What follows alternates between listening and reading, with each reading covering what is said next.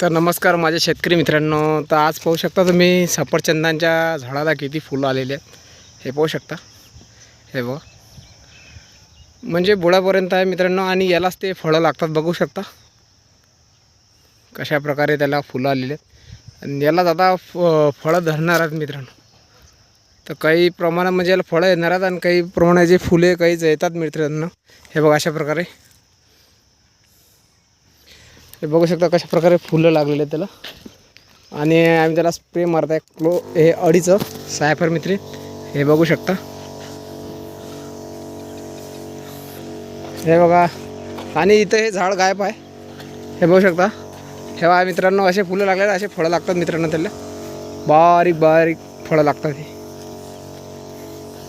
हे बघा झाड जायला आहे. हे बघा याला पण असे बारीक फळं आलेले आहेत, हे बघू शकता तुम्ही.